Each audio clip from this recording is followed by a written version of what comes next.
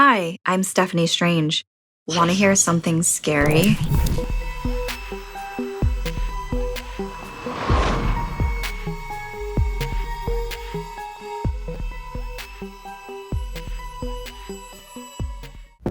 In the countryside of Ardenvale, on the outskirts of Beckborough, there was a family dairy farm that fell upon desperate times.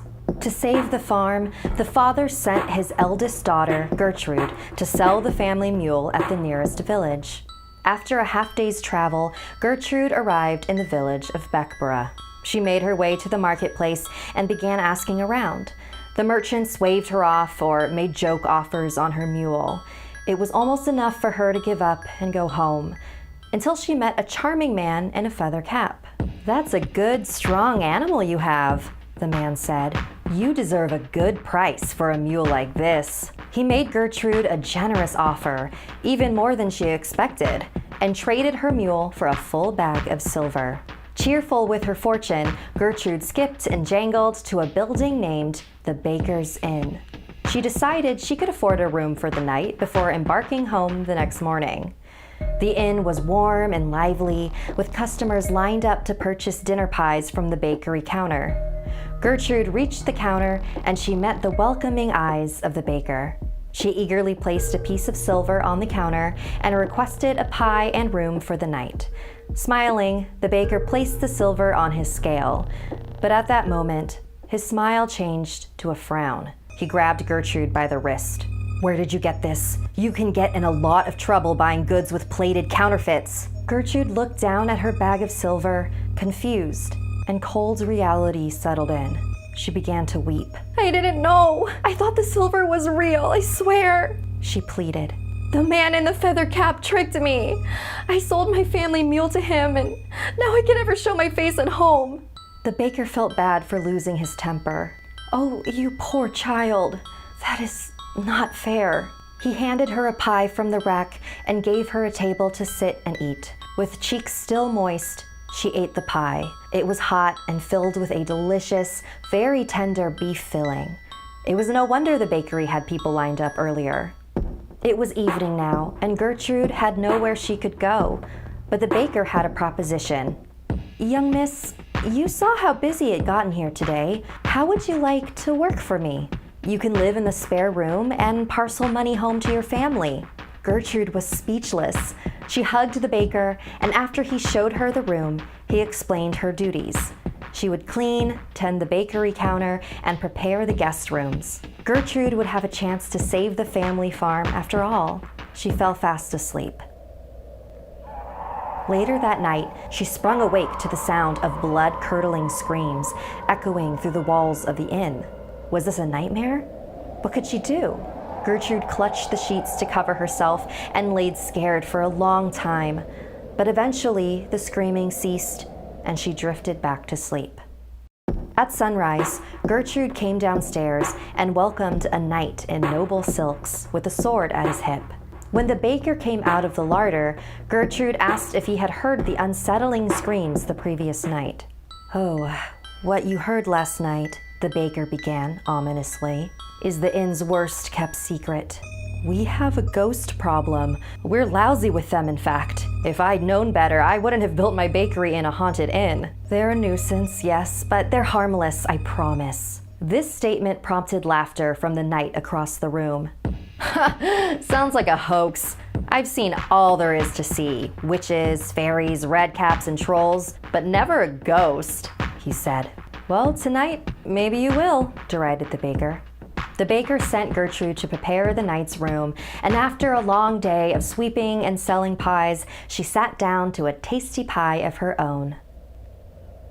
Later that night, she awoke to more terrible screams. But now, instead of being scared, she was just annoyed. She buried her head in her pillow and filled her mind with positive thoughts. Decadent meat pies, her family, the farm. And with that, she drifted off to sleep. The next morning, Gertrude couldn't wait to ask the knight how he slept. But the knight was nowhere to be found. The baker pulled a fresh rack of pies from the oven. "What happened to the knight?" Gertrude asked the baker. "Oh, him? the baker said dismissively. He was summoned to an errand for his lord and took off in the night. Care for a pie? This answer didn't sit well with Gertrude, and the lack of sleep was beginning to wear on her. The rest of the day, customers came in droves, and she was able to distract herself by selling pies. But night came too soon. To Gertrude's surprise, the inn remained silent. Somehow the silence was more unsettling. What, did the ghost decide to take a day off? She got up and crept over to the guest room where the knight stayed before. There was nothing remarkable. It was just empty. She thought she had seen enough until she noticed an odd seam in the wall. She pulled it open to reveal a secret compartment. There, in a pile, laid a hoard of belongings: silks, swords, shoes, and armor. Every instinct told Gertrude it was time to leave. She rushed quietly down the hall, rounded the corner, and then covered her mouth in shock. The baker blocked the doorway to her room, his back turned. He was looking for her. Gertrude moved decisively in the other direction, down the stairs and towards the exit, until suddenly she heard a man crying for help. Risking escape and safety, she followed the cries over to the larder. Inside, Gertrude saw sacks of flour, a bloody butcher's block, and a pile of human skulls. She gagged, now horrified by her new understanding: the pie's secret ingredient. Gertrude found the man who was crying out and immediately began to untie him, and then stopped. There was now a knife held up to her face. It was the baker. "Do you remember this man?" asked the baker. Gertrude glanced at the tied-up man and had a shock of recognition.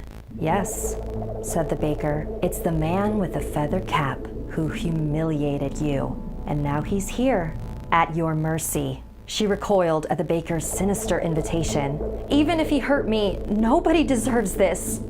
"I see," said the baker. "But if you let him go, I'll still need meat from someone to make the pies. I can't keep up with demand, you see. It's either him or you." A week later, Gertrude's family began receiving parcels of silver delivered by messenger once per week. Over time, the farm began to flourish again and was doing better than ever. "I miss seeing Gertrude," Father said, "but because of all her hard work, the farm is safe. I just hope she's happy wherever she is." And to this day, they say you can get the tastiest pies in all of Ardenvale if you visit a little haunted inn run by a baker and his assistant. But whatever you do, don't stay for the night.